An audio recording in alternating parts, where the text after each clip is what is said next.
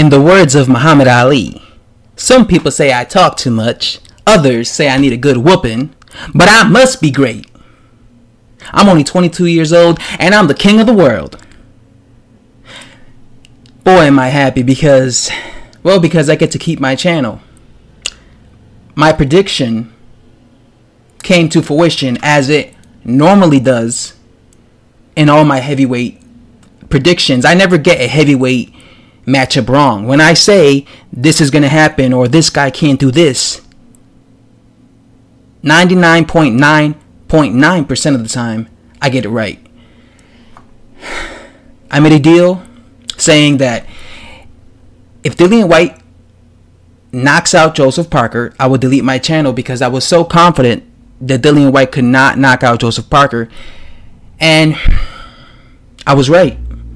I proved myself right against Dillian Whyte, and I proved Dillian Whyte wrong. You know, Dillian Whyte felt and thought that he could knock out Joseph Parker, but as you guys saw, he couldn't. It went the distance. Now, just got to give myself a pat in the back, and now all I have to say is this was a really good fight, and really got to give credit and respect to Dillian Whyte.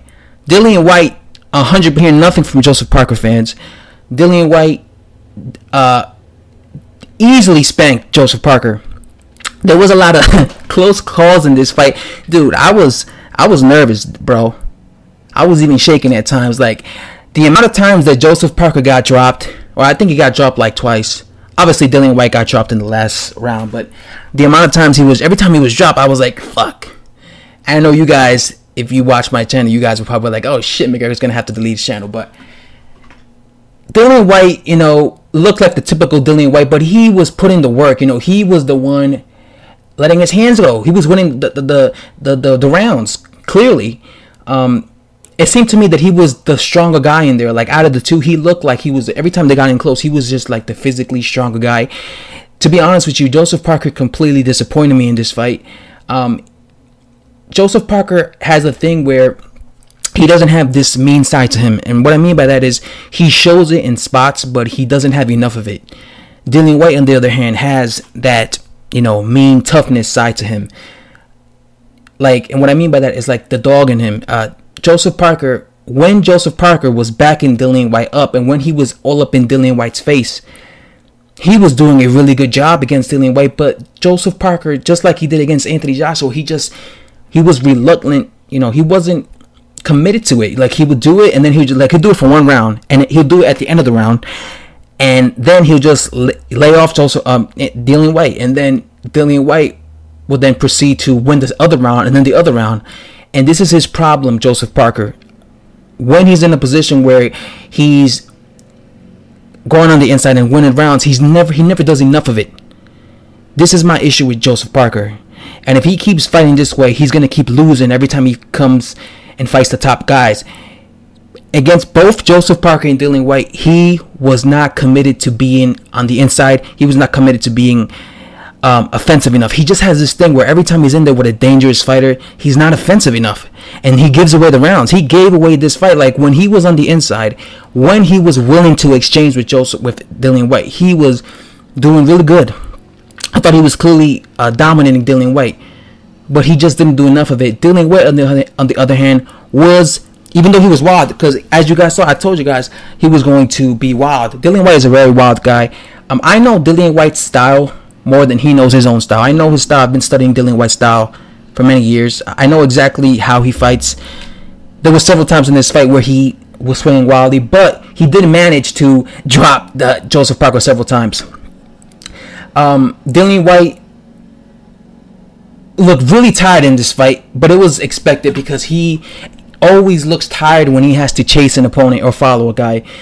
The reason I was so confident that this fight was going to go the distance was because Dillian Whyte never is able to knock out a guy that he has to chase, right? He was like, like I said, he normally knocks out guys who are standing right in front of him because he is a big puncher. And if you're standing right in front of Dillian Whyte and if he constantly catches you with a punch, he will end up knocking you out. But when he forces you to, you know, when he's forced to chase you, his opponent, he tends to lunge and he tends to throw wild punches and very, you know, punches that you can see 3 miles away. And he tends to do this because he's chasing. And when he chasing his opponent, he tends to tire out. He looked very tired in this fight. Both of these guys look very tired. But Dillian Whyte, hands down, won this fight. I thought he clearly won the fight. And hopefully Dillian Whyte now finally fights for a title, because he just beat a champion. He just beat a former champion. Joseph Parker was the WBO heavyweight champion, and I thought he clearly won. Had this been a title fight, let's say Joseph Parker wouldn't have fought Anthony Joshua 5 months ago to unify with Anthony Joshua. Let's say he wouldn't have not done that. Right now, he would have been defending his belt against Joseph Parker, and against Dillian Whyte. And guess what? He would have lost his title, his WBO strap, to Dillian Whyte. And right now, Dillian Whyte would be the WBO heavyweight champion of the world. So I really hope that he gets a title shot next. If it's not against Deontay Wilder, at least Anthony Joshua. He's been fighting for 3 years, proving himself, right? He hasn't fought for a title shot. And I mean, even though when he fought Joshua in the first match, it was really for a British level title, but he has never got the opportunity to fight for an actual title, right? Because the only time he actually fought for a title, which was a very significant title, was when he fought Joshua back in 2015. But that was, for a very low level British level type of, I think it was a British level championship heavyweight strap. But that's not the real deal. We all know that the real belts are the 4 major belts: the WBA, IBF, WBO, and WBC title. So hopefully he finally could get the rematch with Anthony Joshua, or he could get a fight with Deontay Wilder. Either way, I think he truly deserves to fight for a title, because he just beat a former champion. So he definitely deserves, especially after this, he'll deserve a fight over Dominic Breazeale against Deontay Wilder, or against Dillian Whyte. Anthony Joshua. So gotta give props to Dillian Whyte, even though I proved him wrong, and because I said he was not going to be able to knock out Joseph Parker, and he couldn't. He dropped him, but he could not knock him out. The fight went the distance, even though I proved him wrong.